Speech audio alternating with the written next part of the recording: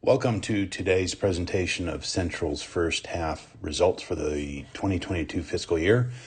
It was a very active half year. We had solid operations and delivered some key projects. We also progressed a couple of transactions that will fund a significant period of exploration and appraisal for Central. I'm joined today by our CFO, Devaney, who will talk about our financial results. I'll cover our recent highlights and provide an update on some of our key activities. Let's start with recent highlights. The most significant was the completion of a 50% sale of our producing assets to New Zealand Oil and Gas and Q Energy. The acquisition of our operating assets in 2014 and 2015 really transformed Central both in terms of operational capability as well as financial stability. We have now booked a $37 million profit on just half of those acquired assets. The profit is nearly half the sale price, making it a very successful investment that is now funding our share of over $100 million in joint venture development and exploration, including the upcoming exploration wells at Palm Valley and Dingo. Another highlight was the recent announcement of a farm out to peak helium. We've been working hard over the past couple of years to accelerate exploration at Dukas. Our farm out to peak not only results in the Dukas well getting drilled, but 2 additional subsalt exploration wells that will be fully funded for Central. Other highlights include the completion of 2 step-out pilot wells at Range, a 4-year gas sale into a very strong term gas market, and solid operations across safety, environment, and production. We'll cover most of these in more detail throughout the presentation, so at this point I'll hand over to Damien to talk through our financial results. Thanks, Leon. So let's go through the details for the half year in a little more detail. Now, it's difficult to compare the headline numbers with prior periods, having sold down half of our producing assets after the first quarter. So in general, you'd expect our operating results to be down by about 25%, just simply due to the reduced interest. So with that in mind, let's have a look at the operating results in a little more detail. So over the 6 months, we sold 3.8 petajoule equivalents of gas and oil, down 25.5%. So it's fairly consistent with previous periods after you adjust for the asset sale. So if we look at this on a field-by-field basis, and I'll talk in 100% field volumes just to keep it consistent, at Mereenie, we averaged 31.6 terajoules per day, which was up 5% on the preceding June half year, and reflecting the contribution from the development program. If you recall, we recompleted 4 wells mid-year and we brought 2 new production wells online. So by December, we were averaging 35 terajoules a day, and we'll go back with a coiled tubing unit in the next month to further optimise production from some of those wells. So overall, the results of the program were probably slightly below our expectation. And as a result, we did take a slight downward hit on our gas reserves at Mereenie, down by half a petajoule at 31 December. At Palm Valley, the production averaged 6.8 terajoules per day. That was down about 16% from the preceding 6 months due to a couple of shutdowns for compressor maintenance. There were some outages on the northern gas pipeline, and natural field decline was obviously kicking in. We've got Palm Valley 13 now coming off its plateau. Now it's still declining at a much lesser rate than expected, and it's I guess overperformance resulted in us being able to take an extra 1.7 petajoules of 2P gas reserves on board at 31 December. At the end of December, Palm Valley was averaging around 7 terajoules per day. Dingo averaged 3.4 terajoules a day. That was down 13% on the June half year. But Dingo sales do tend to be demand driven. It sells exclusively to the Owen Springs power station, which does tend to be seasonal. And we've certainly seen higher demand in recent months in this second half of summer. And in any case, any shortfall there might be under the contract quantity of 4.4 terajoules per day is subject to take or pay conditions. We get paid in January every year for any shortfall. So Dingo remains a very consistent performer, and as a result of that, we're able to actually book an increase in 2P gas reserves of 2.3 petajoules at 31 December. So look, revenues are down about 18.7% from the December 21 half year at $23.5 million, and that's obviously stronger than the lower underlying volumes might suggest. and that's reflecting the higher oil prices and stronger gas markets that we've seen recently. Now, we booked a headline profit of $30.5 million for the 6 month. Now, that includes $36.6 million from the profit on the sale of our half of our interests in Mereenie, Palm Valley and Dingo. On the other hand, it also included $10 million of exploration costs. So it's not a very good indicator of underlying performance. And we tend to use, and we prefer to use, the underlying EBITDAX number, which at $10 million for the 6 months was down about 22.5% on previous periods. So again, a stronger result than you might expect after adjusting for the asset sale. Cash balances, they were holding fairly strong at $23.6 million at the end of December, and net debt was significantly lower at $12.4 million compared to the $31.3 million at June.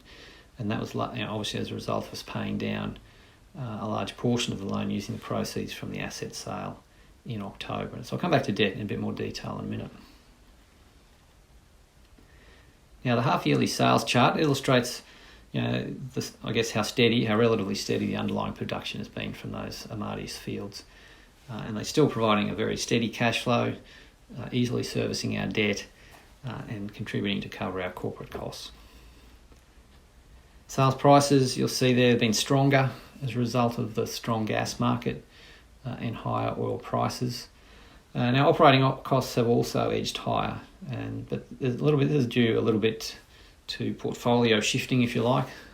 We have a new gas sales contract that started at the start of 2021 that requires transport, so we get to pass through those transport costs, but on the other hand, it appears obviously in our costs as well.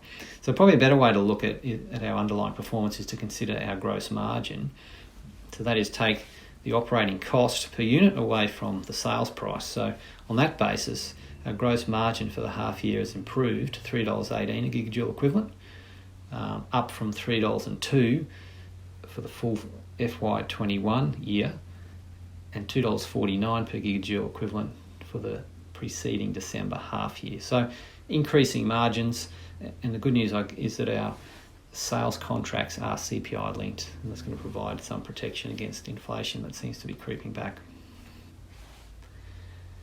As I mentioned earlier, we expensed $10 million of exploration costs, and as we ramped up activity to drill Palm Valley and Dingo deep wells. They're due to start drilling at the end of this month, and so we'll continue to see significant exploration expenses booked in the second half as that drilling progresses, but it won't be at a cash cost to Central because those costs are being carried under the asset sale arrangements.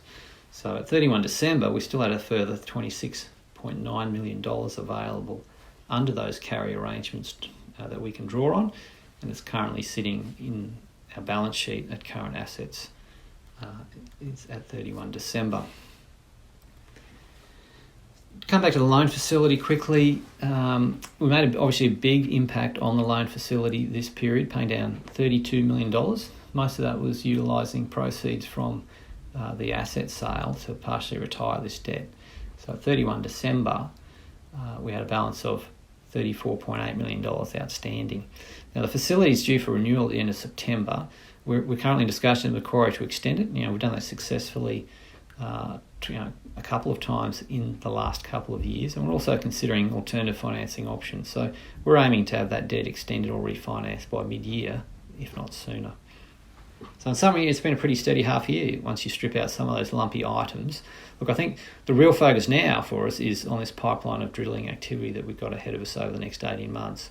And with a bit of success, it promises to deliver some really significant value to the company.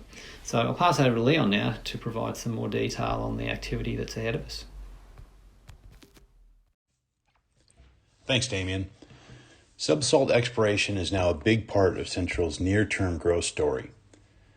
As we announced last month, Central is farming out some of our interest in 3 permits in the southern Amadeus to Peak Helium. Peak is also farming into some of Santos's interest in those permits, and they already hold an interest in EP 134, which is just to the south of the farm-in area. Not surprisingly, Peak Helium is focused on exploring for and commercializing high-value helium, which is priced in the order of 45 times more than natural gas by volume. The farm out results in a major subsalt exploration program consisting of 3 wells scheduled for drilling in 2023. 1 well at Dukas, 1 well at Mount Kitty, and 1 well at either McGee or Mahler, which you can see circled on the map in this slide. Under our farm out with Peak, Central will be free carried for the well at Mount Kitty and the well at either McGee or Mahler. I'll take a moment to clarify why we farmed out some of the Dukas permit without getting a free carry for that well. The answer is that the farm out was considered as a package. Since we gave up only 6% of the Mount Kitty permit, 10% of the Dukas permit became part of the total farm out package that we traded for the 2 well free carry. This is a great transaction for Central. It gets us drilling at Dukas, which I know is welcome news for shareholders. Plus it adds 2 additional subsalt wells, all of which are targeting large volumes of natural gas and helium, which, if successful, would be company changing. So what is subsalt exploration? Since the farm out was announced, there has been an increased interest in understanding subsalt exploration, so we prepared this slide to provide a very simplistic illustration. In order to trap commercial quantities of gases underground where they are produced, we need a layer above the gas to act as a trap or a seal. Salt is unique in this way. When it is in thick layers underground, it can be one of the best seals or traps for natural gas, but also much lighter gases such as helium that typically escape over time through rocks into the atmosphere. The Amadeus Basin is fortunate to have vast layers of salt throughout the basin. It is also fortunate to have hydrocarbons, which we know are present, plus helium and hydrogen, which we have already observed in high concentrations at Mount Kitty and McGee through previous drilling. It's this unique combination of salt traps near hydrocarbons and helium that makes subsalt exploration in the Amadeus Basin so exciting for us. This slide shows our helium play map. The green shading indicates where in the Amadeus Basin we think the combination of salt and helium create the best opportunities for commercial success. Not surprisingly, you can see in the map that there is a large southern focus area that includes all 3 wells to be drilled under the Peak farm out. There is also a northwestern focus area, which includes our Zavon prospect, where we are currently waiting on clearances from the Northern Territory government to conduct a seismic program. Stepping back, you can see how Central's exploration portfolio is well positioned for subsalt exploration success over the next couple of years. Moving on to other key activity updates, we completed drilling 2 step-out pilot wells at range. The coal thickness showed good improvement within 2 kilometers of the initial pilot location, which is what we were looking for. As you can see in the slide, the coal thickness recorded at essentially 6 separate areas suggests that the initial pilot location may simply be in a location that is not indicative of the broader permit under development. This was a positive outcome, but I need to emphasize that coal thickness is just an indicator. Our upcoming production testing will be critical to assessing these wells and how we can progress towards a final investment decision. In terms of schedules, there have been several severe rain events in Queensland. These have delayed the connection of the step-out wells to the pilot facilities by a couple of weeks. At this point, we expect production testing for the step-out wells to commence next month. Moving on to our Palm Valley and Dingo exploration program. The rig is currently in the process of mobilizing to Palm Valley, which is the first well in the program. The schedule has also been impacted by severe weather events in northern part of Western Australia. The updated schedule has spudding at Palm Valley in about 3 or 4 weeks. This is a really exciting exploration program for the joint venture with the Palm Valley Deep and the Dingo Deep exploration targets having the potential to more than double our reserves in existing fields that allow for brownfield economics and much quicker access to markets and commercialization. Finally, let me quickly comment on markets. As I mentioned earlier, we recently signed a 4-year gas contract. Through that sale process, we not only observed strong prices, but also interest from a broad range of customers. Domestic gas market fundamentals continue to indicate a tightening of supply and upward pressure on prices moving forward. This all provides really good support for our strategy to increase gas reserves through new exploration and appraisal. Obviously, high oil prices are getting a lot of coverage at the moment, with current global events driving this volatility. Oil sales from Rini are clearly benefiting from these pricing dynamics, but our oil-prone permits in the western portion of the Amadeus Basin are also looking very attractive for exploration and farm-out activity. This includes our Mamlambo prospect, which we estimate to have a mean prospective resource of 18 million barrels of oil. Obviously, we don't know where the oil market goes from here, but prices have rebounded extremely well since their post-COVID lows and support future oil exploration throughout our portfolio. To summarize today's presentation, we had a solid half year of operations, and through several key transactions, we are now moving into an exciting period of high exploration and appraisal activity. Thank you for your time today, and I look forward to reporting our progress and results as we move ahead.